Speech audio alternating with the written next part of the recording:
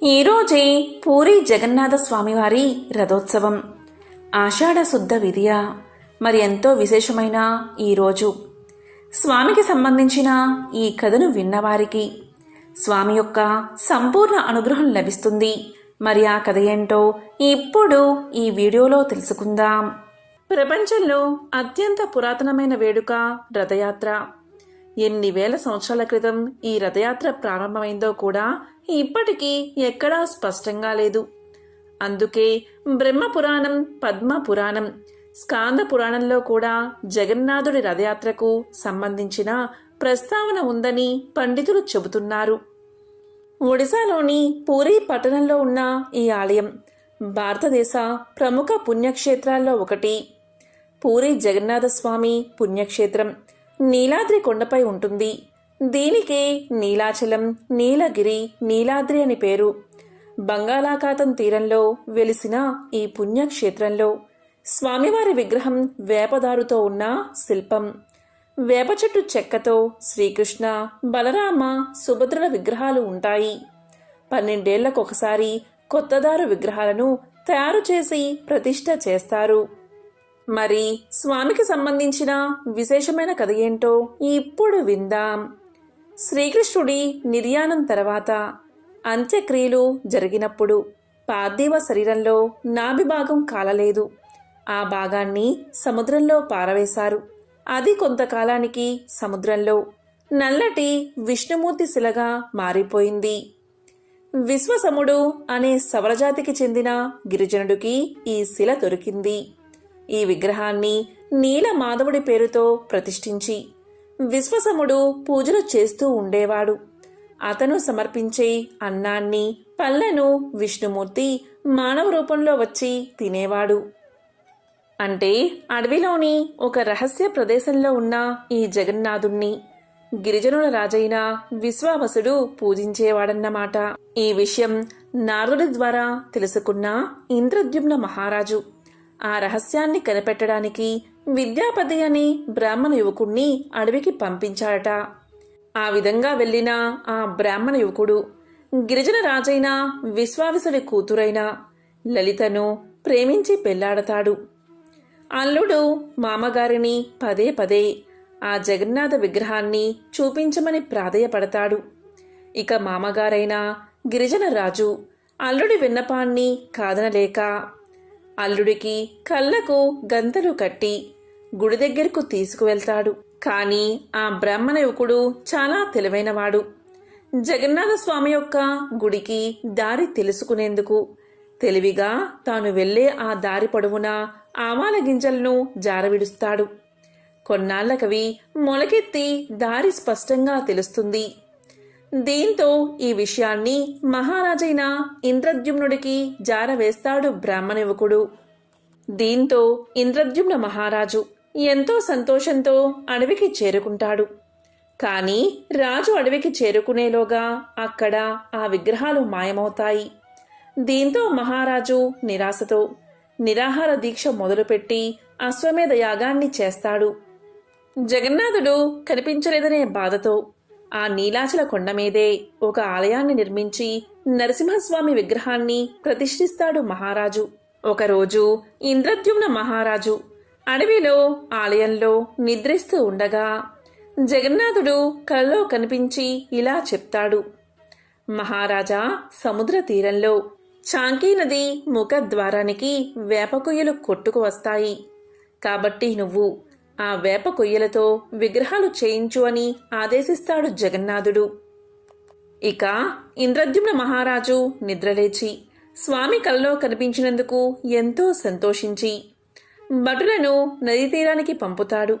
స్వామివారు చెప్పినట్లుగా నిజంగానే కొయ్యలు కొట్టుకొస్తాయి. కాని ఆ కొయ్యలతో విగ్రహాలు చేయడానికి ఎవ్వరూ ముందుకు రారు. దీంతో ఇంద్రద్యుమ్న మహారాజుకు ఏం చెయ్యాలో తోచదు. ఇలా రాజు ఎంతో బాధగా ఆలోచిస్తున్న సమయంలో దేవశిల్పైన విశ్వకర్మ వికలాంగుడి రూపంలో రాజు వద్దకు వస్తాడు. రాజును చేరి ఇలా పలుకుతాడు: మహారాజా, నేనొక్కడినే రహస్యంగా ఒక గదిలో విగ్రహాలకు రూపకల్పన చేస్తాను. ఆ సమయంలో పచ్చి మంచినీళ్లు కూడా ముట్టుకోను. ఆ 21 రోజులు అటువైపు ఎవ్వరూ రాకూడదు. నా పనికి ఆటంకం కలిగించకూడదని షరతులు విధిస్తాడు. దేనికి రాజు అంగీకరిస్తాడు. రోజులు గడుస్తూ ఉన్నా గదిలోంచి ఎలాంటి శబ్దమూ రావట్లేదు. దీంతో మహారాణి అయిన గుండిచాదేవి మహారాజైన ఇంద్రద్యుమ్ని తొందర పెడుతుంది. ఆ గదిలో నిజంగా శిల్పాకారుడు ఉన్నాడో లేదో, నిజంగా అతను స్వామి శిల్పాన్ని చెక్కుతున్నాడో లేదో అని అనుమానంతో రాజును తొందర పెడుతుంది. దీంతో మహారాజు గడువు పూర్తి కాకుండానే తలుపులు తెరిపిస్తాడు. దీంతో గదిలోపల శిల్పి కనిపించడు. చేతులు కాళ్ళు లేని సగం చెక్కిన విగ్రహాలు మాత్రం దర్శనం ఇస్తాయి. దీంతో రాజు ఎంతో బాధపడతాడు. పశ్చాత్తాపంతో బ్రహ్మదేవుణ్ణి ప్రార్థిస్తాడు. దీంతో బ్రహ్మదేవుడు ప్రత్యక్షమై ఇలా పలుకుతాడు: మహారాజా, ఇక మీదట ఇదే రూపంలో విగ్రహాలు పూజలు అందుకుంటాయని ఆనతి ఇస్తాడు. బ్రహ్మదేవుడే స్వయంగా ఆ విగ్రహానికి ప్రాణ ప్రతిష్ఠ చేస్తాడు. అందుకే పూరి ఆలయంలోని విగ్రహాలకు అభయహస్తం, వరదహస్తం కనిపించవు. చతుర్దశ బోనాలను వీక్షించడానికా అన్నట్లు ఇంతింత కళ్ళు మాత్రం ఉంటాయి. దేశంలో ఎక్కడా లేని విధంగా పూజలు అందుకుంటున్న ఇక్కడి ఈ దారు దేవతా మూర్తులను 8 లేదా 12 లేదా 19 సంవత్సరాలకు ఒకసారి మార్చి నూతన దేవతామూర్తులను ప్రతిష్ఠిస్తూ ఉంటారు. దీనిని నవకళేబర ఉత్సవంగా నిర్వహిస్తారు. సాధారణంగా ఏ హిందూ ఆలయంలో అయినా సరే ఊరేగింపు నిమిత్తం మూల విరాట్టును కదిలించరు. అందుకు ఉత్సవ విగ్రహాలు ఉంటాయి. లక్షలాది భక్తజనం నడుమ జగన్నాథుడి రథం అంగుళం అంగుళం చొప్పున చాలా నెమ్మదిగా కదులుతుంది. దీన్నే ఘోషయాత్ర అంటారు.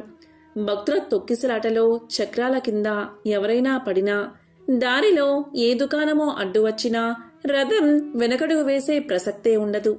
అడ్డొచ్చిన దుకాణాలను కూలగొట్టైనా సరే ముందుకే నడిపిస్తారు.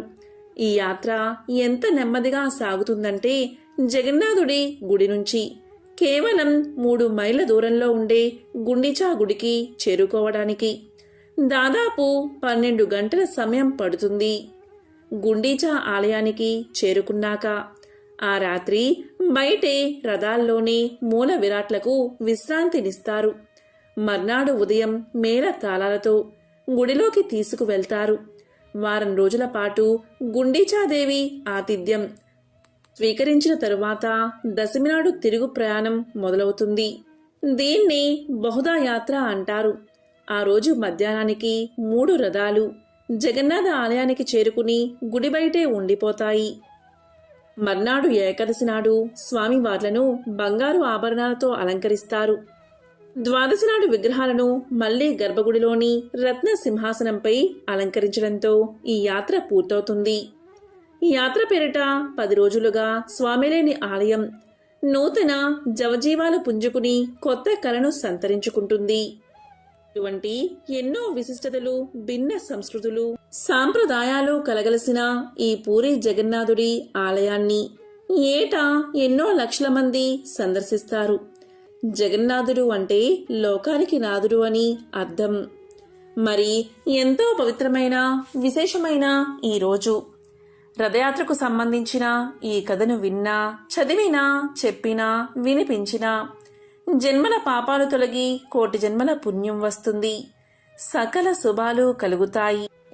పూర్వకాలంలో పుండరీకుడు అనే పేరుగల ఒక బ్రాహ్మణుడు ఉండేవాడు. పుండరీకుడు సంపన్న కుటుంబంలో పుట్టినవాడు. ఉపనయనం సులక్షంగా అయిన తర్వాత యథావిధిగా బ్రహ్మచర్యాన్ని పాటిస్తూ సమర్థులైన ఉపాధ్యాయుల వద్ద వేదశాస్త్ర అధ్యయనం చేశాడు. చక్కని తెలివితేటలు ఉన్నవాడు. అచిరకాలంలో వేదాధ్యయనం, శాస్త్రపాఠం ముగించుకుని వేద శాస్త్రాలలో అర్ధనిర్ణయం చెయ్యగల విద్వాంసుడు ఇంటికి వచ్చాడు. తల్లిదండ్రులు విద్యావంతుడు, యుక్త వయస్కుడు అయిన కొడుకును గృహస్థుణ్ణి చేద్దామని సంకల్పించి తమ అభిప్రాయాన్ని కొడుకుకు తెలియచేశారు. దానికి అతను తొందరపడకండి, చెప్తాను అని ఒక ఏకాంత ప్రదేశంలో కూర్చుని మానవ జీవితాన్ని విమర్శించుకున్నాడు.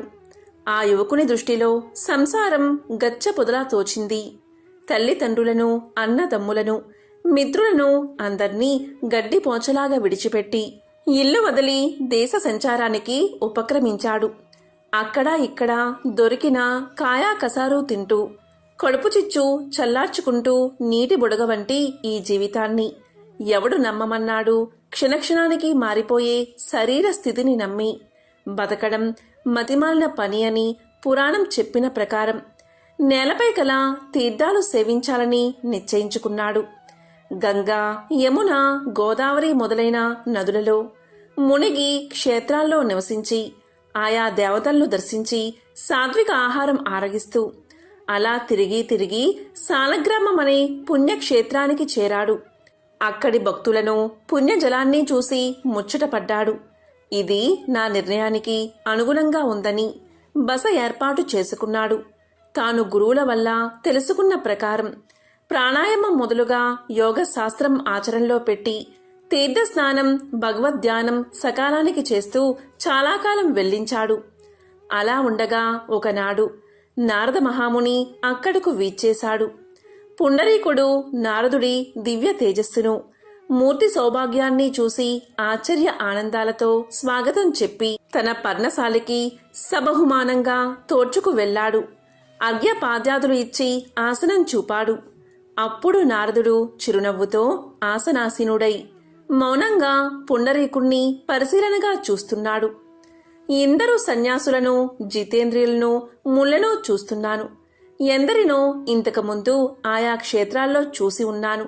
కాని ఇలాంటి దివ్య తేజో విరాజామనుణ్ణి ఎప్పుడూ చూడలేదు. ఎవరై ఉంటాడు అని పుండరీకాక్షుడు అనుకుని, మహాత్మా, ఎవరు నీవు? నన్ను తరింపచేయడానికి ఈ రూపంతో విచ్చేసిన శ్రీమన్నారాయణువే అనుకుంటున్నాను అని పలికాడు. దానికి నారదుడు, అడుగుతామని అనుకున్నాను. నన్ను నారదుడు అని అంటారందరూ. నిన్ను చూద్దామనే వచ్చాను. శుద్ధ బుద్ధిగల భక్తుణ్ణి చూస్తే పుణ్యం వస్తుందని భగవంతుడే అన్నాడు అని చిరునవ్వుతో పలికాడు నారదుడు. నారదుని మాట వినగానే లేచి పుండరీకుడు 2 చేతులు జోడించి నమస్కారం చేసి ఇలా పలికాడు. కృతార్థుణ్ణయ్యాను మహానుభావా, నీ దర్శనం దైవ దర్శనమే. నా మనవి విను. పరమార్థ సాధనకు ప్రధానమైన సాధనమేదో సెలవిచ్చి నన్ను ధన్యుణ్ణి చేయవలసిందని ప్రార్థిస్తున్నాను అని అనగా, దానికి నారదుడు, పుండరీక కూర్చో చెప్తాను అన్నాడు. పుండరీకుడు పరమానందంగా కూర్చున్నాడు. పరమార్థ జ్ఞాన విషయం నారదుడు ఇలా చెప్పాడు. పుండరీక, శాస్త్రాలు అని చెప్పిన కర్మలు చాలానే ఉన్నాయి. అలాగే ధర్మ మార్గాలు కూడా ఉన్నాయి. ఈ జగమంతా అవ్యక్తమైన ఆది పదార్థం నుంచి పుడుతుంది. అందే లీనమవుతుందని వేత్తలు చెప్తున్నారు.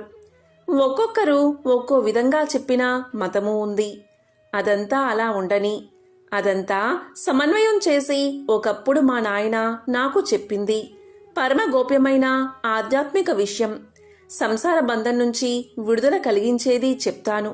విను శ్రద్ధగా పుండరీక. నారాయణుడే పరబ్రహ్మ, నారాయణుడే పరతత్వం, నారాయణుడే పరంజ్యోతి, నారాయణుడే సర్వజీవుల ఆత్మ, నారాయణుడే పరమాత్మ. ఈ జగత్తును లోపల పైన వ్యాపించి ఉన్నది నారాయణుడే. నమో నారాయణ అనేది ప్రణవపూర్వకంగా నిశ్చలమైన మనస్సుతో నిత్యము ధ్యానం చేస్తూ జపిస్తే చాలు. అదే పరమజ్ఞానం. ఇంతకంటే పరమార్థాన్ని తెలిపేది లేదు, పరమార్థమూ లేదు అని శాస్త్రాలను, అన్ని మతాలను, అందరూ శాస్త్రకారుల వాక్కులను పరిశీలించి నేను చెప్పేది ఇది ఒక్కటే. పుండరీక, అదా ఇదా అని భ్రాంతిని కలిగించే శాస్త్ర వాక్కులను మర్చిపో. నారాయణ్ణి నమ్మి మనసారా ధ్యానించు. అలా ప్రవర్తిస్తే త్వరగా విష్ణు సాయుధ్యాన్ని పొందుతావు. మళ్ళీ చెప్తున్నాను విను. ఓం నమో నారాయణాయ అనే మంత్రమే సర్వార్థ సాధకం. వస్తాను అని బోధించి నారదుడు వెళ్ళిపోయాడు. ఇంకా చెప్పేదేముంది? పుండరీకుడు నారాయణ మంత్ర జపంలో, నారాయణ నామస్మరణలో 2వ నారదుడు అయిపోయాడు. సర్వ జగత్తును విష్ణుమయంగా భావించి ధ్యానించి అచిరకాలంలో చరితార్థుడు అయ్యాడు. శాలిగ్రామ క్షేత్రంలో చిరకాలం తపస్సు చేశాడు. శ్రీహరి గురించి అతని తపస్సుకు సంతృప్తుడై పుండరీకాక్షుడు పుండరీకుని అక్షుర సఫలం అయ్యేటట్లు దర్శనం ఇచ్చాడు. శ్రీహరి దర్శనం కాగానే పుండరీకుడు సాష్టాంగ నమస్కారం చేసి లేచి చేతులు జోడించి ప్రార్థించాడు. అప్పుడు శ్రీహరి, పుండరీక, కోరుకో వరమని అనగా పుండరీకుడు ఇలా అన్నాడు: ప్రభూ, ఏమి కోరాలో నాకు తెలియదు, ఏమిచ్చినా సంతోషమే అన్నాడు. దానికి శ్రీహరి చిరునవ్వు నవ్వి, సరే రా, ఈ గరుడిని మూపిపై నా వెనుక కూర్చో, నాతో వైకుంఠానికి రా, నా రూపాన్ని ధరించి నిత్యము నా వెనుకే ఉంటూ నాతోనే ఉండు అని చెయ్యి పట్టుకుని వాహనం మీదకు తీసుకున్నాడు ఆ శ్రీహరి. ఆ సమయంలో దేవదుందుబులు మోగాయి. దేవతలు జయ శబ్దాలతో మందార కుసుమ వర్షాన్ని ఆనందంగా కురిపించారు.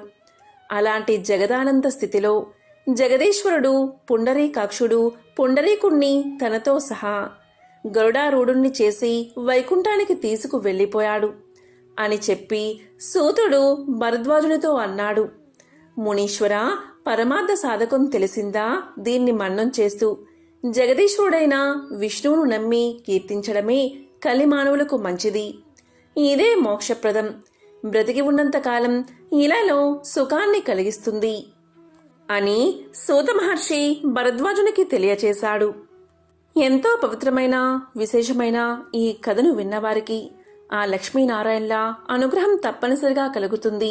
జీవితంలో సకల శుభాలు పొంది చివరికి మోక్షాన్ని పొందుతారు. పూర్వకాలంలో మధ్య దేశంలో నంది అనే గ్రామం ఉండేది. దానిలో నివసిస్తున్న బ్రాహ్మణుడు సద్గుహస్థుడు. వేదాలు శాస్త్రాలు వల్లించడమే కాదు, అవి చెప్పిన ధర్మాలను యథాశక్తిగా ఆచరణలో చూపుతున్న కర్మిష్టి, నిత్యాగ్నిహోత్రి, అతిథులను అభ్యాగతులను ఆదరిస్తూ వారిని నరసింహస్వామిగానే భక్తితో ఆరాధిస్తూ ఉండే జ్ఞాని. అతని పేరు కశ్యపుడు. అతని ఇల్లాలు అతనికి తగిన బుద్ధిమంతురాలు. ఇల్లాండ్రకు మేల్బంతిగా ఆ ఇంటిని చెప్పాలి. ఆచారానికి కుదురు. పతినే దైవంగా భావిస్తూ పతి శుశ్రూష తప్పక, ఏ పనిలోనూ సోమరతనం లేక పతి ఆజ్ఞకు కట్టుబడి ఈ ఇంటిని పాల సముద్రంగా చేసుకున్న గృహలక్ష్మి. ఆ ఇల్లాలి పేరే సావిత్రి. ఇక నంది గ్రామానికి ఆమడ దూరంలో ఒక చిన్న గ్రామం ఉంది. ఆ గ్రామంలో యజ్ఞశర్మ అనే బ్రాహ్మణుడు నివసిస్తూ ఉండేవాడు. బాగా చదువుకోకపోయినా పురోహిత వృత్తికి తగిన స్మార్త ప్రక్రియ చేయించడానికి తగినంత చదువు కలవాడు. ఆ ఇంట ఈ ఇంట పొరుగు ఊళ్ళల్లో నోములు వ్రతాలు చేయిస్తూ వాటితో వచ్చే బియ్యం పిండే తెచ్చి భార్యకి ఇస్తూ కాలాన్ని వెళ్ళిస్తున్నాడు. చెప్పవలసి వస్తే బీదవాడనే చెప్పాలి. అతని భార్య పేరు రోహిణి. ఆమె సర్వ శుభలక్షణాలు కల బుద్ధిమంతురాలు. ఏ దశలోనూ పతికి వ్యతిరేకంగా మాట్లాడి ఎరగని సాధ్వి. పతిసేవ గృహ జీవనానికి నావా అని త్రికరణ శుద్ధిగా నమ్మి అలాగే నడుస్తున్న ఇల్లాలు. ఆ దంపతులకు కలగక ఒక కొడుకు కలిగాడు. వానికి యజ్ఞశర్మ జాతకర్మ నామకరణం సక్రమంగా చేసి దేవశర్మ అనే పేరు పెట్టాడు. పిల్లవాడు చక్కగా పెరిగి 5 ఏళ్లు కాగానే, అక్షరాభ్యాసం 7 ఏళ్లు రాగానే ఉపనయనం చేశాడు. ఆకస్మికంగా యజ్ఞశర్మ కన్ను మూశాడు. కొడుకు తల్లి అనాథ జీవులు అయ్యారు. కొడుకు తల్లిని ఓదార్చి వారిని వీరిని దారిభత్యం యాచించి కాశీ, గయ, ప్రయాగ మొదలైన పుణ్యక్షేత్రాలకు వెళ్ళాడు. తండ్రికి యథావిధిగా పౌరలౌకిక క్రియాకాండ నిర్వర్తించాడు. అలాగే దేశాటనం చేసి నంది గ్రామానికి వచ్చి అక్కడ ఊరి బయట ఒక దేవాలయంలో ఉంటూ జపం తపం చేస్తూ ఉన్నాడు. అనుష్ఠానం అయ్యాక గ్రామంలోకి వెళ్ళి ఏ ఇల్లాలో ఆదరించి పెట్టిన భిక్షాన్నంతో ఆకలి తీర్చుకుంటూ కాలక్షేపం చేస్తున్నాడు. తదేక దీక్షగా జపతపాలు సాగిస్తున్నాడు. ఒకనాడు చెరువులో అతను స్నానం చేసి ఆలయం ఆవరణలో ఉన్న చెట్టు కింద కట్టుబట్ట ఆరవేసి జపానికి కూర్చున్నాడు. అంతలో ఆరని ఆ బట్ట మీద రెట్టలు పడ్డాయి. ఏమిటా అని పైకి చూశాడు. కొమ్మ మీద తెల్లని కొంగ, నల్లని కాకి. కోపంతో బెదురుగుడ్డుతూ చూశాడు. ఆ కోప దృష్టికి కొంగా కాకి అక్కడికక్కడే చచ్చి టప్ టప్ మని కింద పడిపోయాయి. బట్ట మీద రెట్టవేసినందుకు చచ్చాయి. చావని అని మొదట సంతోషించాడు. కాని క్షణకాలమయ్యాక అయ్యో నోరెరగని పక్షులు నా కోపాగ్నికి ఆహుతి అయిపోయాయే అని ఎంతో బాధపడ్డాడు. ఒక కర్ర తెచ్చి ఆ రెండిటిని దూరంగా పారేసి చెరువులో కట్టుబట్టను శుద్ధి చేసి స్నానం చేసి ఆలయానికి వచ్చాడు. దీంతో మిట్ట మధ్యాహ్నం అయిపోయింది. భిక్షాటనకి గ్రామానికి వెళ్ళాడు. సరాసరి కశ్యపుని ఇంటి ముందుకు వెళ్ళి భవతి భిక్షాందేహి అని కేకవేశాడు. అదే సమయంలో కశ్యపుడు ఊరి నుంచి ఇంటికి వచ్చి లోపలికి వెళ్ళాడు. ఇక సావిత్రి భిక్షకుని కేక విన్నదే కాని పతికి సేవ చేయక ఏ పని చెయ్యని ప్రతివ్రతారత్నం కదా, కనుక దేవశర్మకు ఆహారం పెట్టలేకపోయింది. పతికి స్నానం భోజనం వగైరా అంతా సక్రమంగా జరిపి ఆయన పడుకున్నాక ఒక విస్తరిలో ఆహార పదార్థాలు తెచ్చి తీసుకోవడుగా అని ఆదరంగా అన్నది. నేను ఎప్పుడో వచ్చి అన్నం అడిగాను, ఇంతసేపు నీ వాకిట నిలబెట్టి ఇప్పుడు తెస్తావా అన్నం అని దేవశర్మ రోషంతో మండిపడుతూ ఆ ఇల్లాల్ని కాల్చేస్తాను చూడు అన్నట్లు చురచురా చూడసాగాడు. తాను గొప్ప తపశక్తి కలవాడని గర్వం. అమాయకురాలు సావిత్రి పరమ పతివ్రత. వాడి చూపులకు జంకక నేను కొంగను కాకినీ కానయ్యా నీ కరుకు చూపులకు కాలి చావడానికి, తీసుకో భిక్ష తీసుకో అని చిన్న నవ్వు నవ్వి హేళనగా అన్నది. ఆ మాటకి దేవశర్మ గతుక్కుమన్నాడు. ఎక్కడో ఊరి బయట చెట్టు కింద జరిగిన విషయం ఇంట్లో ఉన్న ఈమెకి ఎలా తెలిసింది? ఈ పరోక్ష విషజ్ఞానం ఈ ఆడదానికి ఎలా వచ్చింది? ఈ ప్రశ్నతో వాడి ఆకలి అణిగిపోయి ఆశ్చర్యం తల మునకలు అయినది. కిమ్మనకుండా ఆహార పదార్థాలు తీసుకున్నాడు. తల వంచుకుని తిన్నగా తన విడిదికి వచ్చాడు. ఆకులో ఆహార పదార్థాలు గుమ్మరించి అన్నీ కలిపి ఒకసారి ఆరగించాడు. సరి అయిన చైతన్యం లేదు. అలాగే చెయ్యి నోరు కడుక్కున్నాడు. ఎండ చల్లబడిన తర్వాత మళ్లీ కశ్యపుని ఇంటికి వచ్చాడు. అప్పటికి కశ్యపుడు నిద్రలేచి పొలం పనిమీద వెళ్ళిపోయాడు.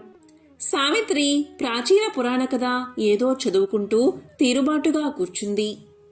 అమ్మా అనే కేక వినగాని తాటాకు పొత్తం పదిలంగా కింద పెట్టి మెల్లమెల్లగా కలహంసిలాగా అడుగులు వేస్తూ వీధి వసారాలోకి వచ్చింది సావిత్రి. ఎదుట చేతులు జోడించి నిల్చున్న బ్రహ్మచారి దేవశర్మ. ఏమి వచ్చావు వడుగా అని ఆదరంగా అడిగింది. అమ్మా, ఎక్కడో జరిగిన దానిని ఇంట్లో ఉన్న నీవు ఎలా చెప్పగలిగావు? ఆ శక్తి నీకు ఎలా వచ్చింది? అది అడగడానికే వచ్చానని బెదురుతూనే అడిగాడు ఆ బ్రహ్మచారి. అదా చెప్పనా, పతిని ఆరాధ్య దైవంగా భావించి సేవించడం భార్యాధర్మం. నేను ఆ ధర్మాన్ని ఏమరక నెరవేర్చుతూ ఉంటాను. దానివల్ల నాకు పరోక్ష విషజ్ఞానం కలిగింది. స్వధర్మం ఎంత కర్కశమైనా దాన్ని శ్రద్ధతో ఆచరించేవారికి అన్ని శక్తులు అలవడతాయి. దానిలో ఆశ్చర్యపడవలసింది ఏదీ లేదు. ఇక నీ విషయం, నిన్ను నవమాసాలు మోసి దుర్భర ప్రసవ వేదన భరించి కని నిన్ను కళ్ళల్లో వత్తి పెట్టుకుని పెంచిన తల్లిని, పైగా అనాథను, నీపై ఆధారపడి ఉన్న వ్యక్తిని గాలికి వదిలేసి నువ్వు ఇక్కడ చేసే జపము తపము అర్థంలేని పనులు. కన్నతల్లిని మించిన దైవం లేదు. మాతృదేవోభవ అనే శృతివాక్యం నీవు వినలేదా? విని ఏం లాభం? ఆ మాతృదేవతను సేవిస్తూ ఉంటే అన్నీ నీకు వశమవుతాయి. ఆ మాత్రం తెలియక స్వధర్మ త్యాగివై ఏదో తపస్సు చేస్తున్నావు. తపస్సు, నీ తపస్సు వల్ల వచ్చిందేమిటి? కొంగని కాకిని చంపడం. అంతే కదా. వెళ్ళు, బుద్ధి కలవాడవై ఇంటికి వెళ్ళు. తల్లిని శ్రద్ధాభక్తులతో సేవించు. అదే గొప్ప తపస్సు అనుకో. ముందుగా నీ కోపానికి బలైపోయిన పక్షులకు దహన శుద్ధి చేసి స్నానం చేసి తిన్నగా ఇంటికి వెళ్ళు.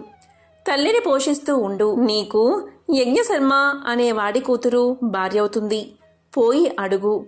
తరువాత మీకు ఒక కొడుకు కలుగుతాడు. వాడు మీ వంశకర్త అవుతాడు. ఆ పైన నీ తల్లి భార్య మరణిస్తారు. ఇంకేముంది, నువ్వు యథావిధిగా సన్యాసాన్ని స్వీకరించు. ఆ నరసింహస్వామిని మనసారా ఆరాధిస్తూ కాలక్షేపం చెయ్యి. జన్మాంతమందు విష్ణు సాయుధ్యాన్ని పొందుతావు అని చెప్పింది సావిత్రి. అన్నీ విన్నాడు అతను. క్షమించు తల్లి, బుద్ధి వచ్చింది, పోయి వస్తాను అని దేవశర్మ వెనుతిరిగి వచ్చి పక్షులకు దహనాధికం చేసి తిన్నగా స్వగ్రామం చేరుకున్నాడు. సావిత్రి చెప్పినట్లే మాతృసేవ చేస్తూ గృహస్థుడై పుత్రుడు కలిగాక భార్యా తల్లి మరణించగా సన్యాసి అయ్యాడు. ఆ నరసింహస్వామిని నమ్మి ఆరాధిస్తూ జన్మాంతమందు విష్ణు సాయుధ్యాన్ని పొందాడు. విన్నారా? స్వధర్మానుష్ఠానం ఎంత గొప్పదో. అలాగే జ్ఞానమనేది. అది లేకపోతే మనిషి కాడు. ఆహారం, నిద్ర, భయం వగైరా మనుషులకు పశువులకు సమానమే. జ్ఞానం అనేది ఒకటే మనుషులకు అధికం. అది లేని నాడు మనుషుడు కొమ్ములో తోకలేని పశువన్నమాట. సర్వశ్రేయస్సులను పొందించేది జ్ఞానం. తెలిసిందా అని వ్యాసుడు చెప్పినట్లుగా సూతుడు భరద్వాజులకు చెప్పాడు. ఎంతో పవిత్రమైన విశేషమైన ఈ కథను విన్నవారికి సకల శుభాలు కలుగుతాయి. ఒకసారి నారాయణుడు లక్ష్మీదేవితో ప్రజల్లో ఎంత భక్తి పెరిగింది, అందరూ నారాయణ అంటూ జపిస్తున్నారు అని పలకగా ఆ మాటలు విని లక్ష్మీదేవి ఇలా అన్నది, అది మీకోసం కాదు, నా కరుణా కటాక్షం కోసమే. మీ మీద భక్తి పెరిగింది అని పలికింది. అయితే జనులంతా లక్ష్మీ లక్ష్మి అని ఎందుకు జపించడం లేదు అన్నాడు నారాయణుడు. అలా అయితే ఓ పరీక్ష పెడదాం భక్తులకు అంది లక్ష్మీదేవి. సరే అన్నాడు నారాయణుడు.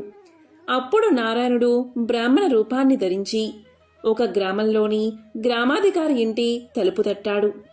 గ్రామాధికారి తలుపు తెరిచి, ఎవరు మీరు, ఎక్కడి నుంచి వచ్చారు అని అడుగుతాడు.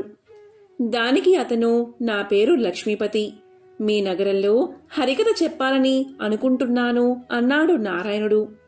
దానికి గ్రామాధికారి, అలాగా, మహాభాగ్యం, మీరు మా ఇంట్లోనే ఉండండి అన్నాడు.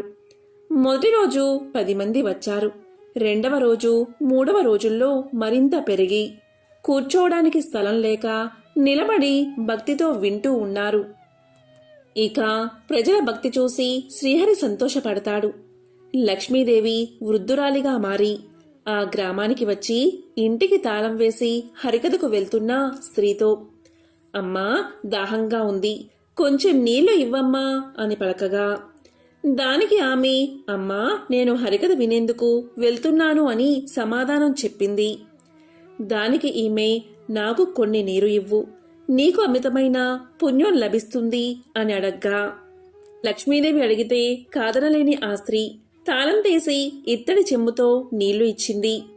ఇక లక్ష్మీదేవి నీరు తాగి ఆ చెంబు తిరిగి ఆ స్త్రీ చేతికి ఇవ్వగానే ఆ చెంబు బంగారు చెంబుగా మారిపోయింది.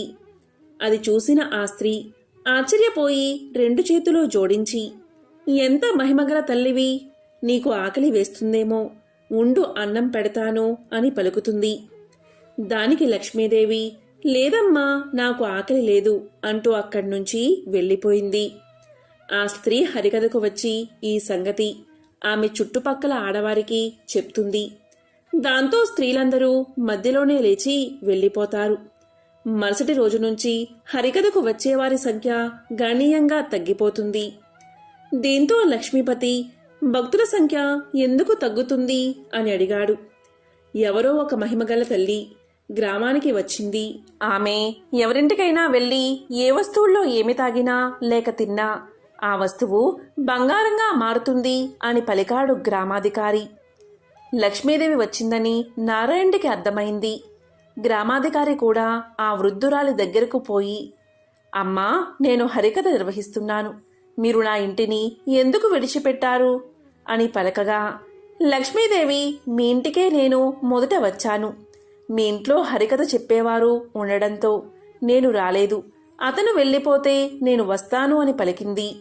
దీంతో గ్రామాధికారి, అమ్మా, నేనిప్పుడే వారికి ధర్మశాలలో గది ఇస్తాను అంటాడు. ఆ రోజు హరికథ పూర్తయిన తర్వాత లక్ష్మీపతి తన ఇంటికి వచ్చిన వెంటనే గ్రామాధికారి ఇలా పలికారు, మహారాజా, ఇక మీరు ధర్మశాలలో ఉండండి, అక్కడ అన్ని ఏర్పాట్లు పూర్తయ్యాయి అని పలికాడు. ఇంతలో లక్ష్మీదేవి వచ్చి గ్రామాధికారితో ఇలా అంటుంది, నాయనా, మీరు బయటకు వెళ్ళండి, నేను వారితో మాట్లాడుతాను అంటుంది. అప్పుడు లక్ష్మీదేవి శ్రీహరితో ఇలా పలుకుతుంది. ప్రభూ, ఇప్పుడైనా ఒప్పుకుంటారా? భక్తులు మీకోసం కాదు, నా కోసం మీ నామం జపిస్తున్నారని అంటుంది లక్ష్మీదేవి. దానికి నారాయణుడు, అవును, ఇదంతా నీ ప్రభావమే. కానీ నీవు నా కోసం వైకుంఠం విడిచి వచ్చావు. ఎక్కడ నా కథలు చెబుతారో అక్కడే నీవు నివాసం ఉంటావు అని నారాయణుడు వైకుంఠానికి బయలుదేరాడు. ఆ తరువాత ప్రతి ఒక్కరూ తమ ఇళ్లలోకి ఈ తల్లి రావాలని కోరుకుంటారు. కానీ లక్ష్మీదేవి అందరితో ఇలా చెప్తుంది, నేను కూడా వెళ్తున్నా. నారాయణుడు ఎక్కడ ఉంటే అక్కడే నా నివాసం. మీరు నారాయణుణ్ణి పంపించారు, అందుకే నేను కూడా ఆయన దగ్గరకు వెళ్ళిపోతున్నాను అని వైకుంఠం చేరుకుంది లక్ష్మీదేవి. ఎంతో పవిత్రమైన విశేషమైన ఈ కథలను విన్నా, చదివినా, చెప్పినా, వినిపించినా జన్మల పాపాలు తొలగి కోటి జన్మల పుణ్యం వస్తుంది, సకల శుభాలు కలుగుతాయి. ఓం శ్రీ మహాలక్ష్మియే నమః. ఓం శ్రీ మాత్రే నమః.